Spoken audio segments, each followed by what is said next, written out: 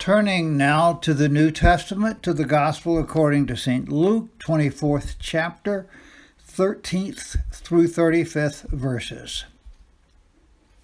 On that same day, 2 disciples were traveling to a village called Emmaus, about 7 miles from Jerusalem.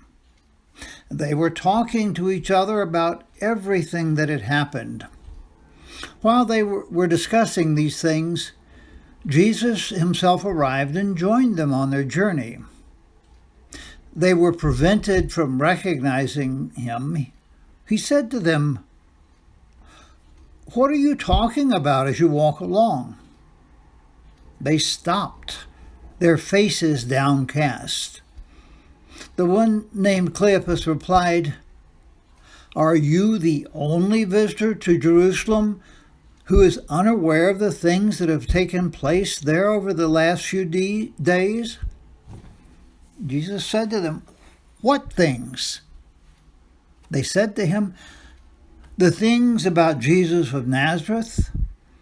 Because of his powerful deeds and words, he was recognized by God and all the people as a prophet.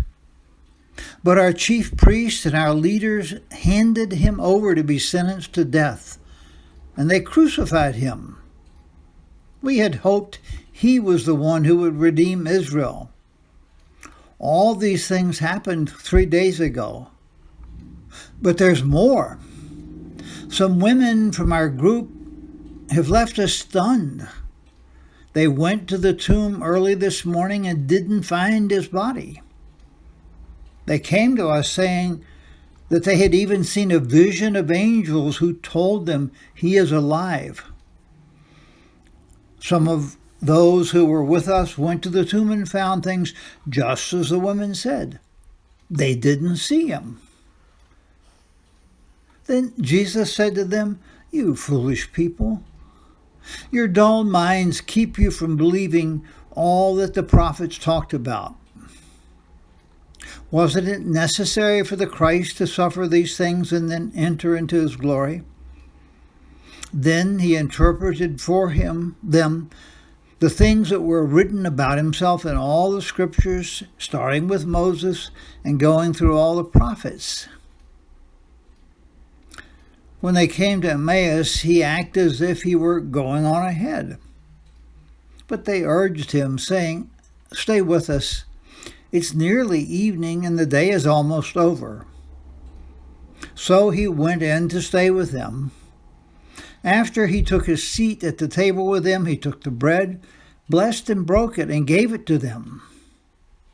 Their eyes were opened and they recognized him, but he disappeared from their sight. They said to each other, "Weren't our hearts on fire when he spoke to us along the road and when he explained the scriptures for us?"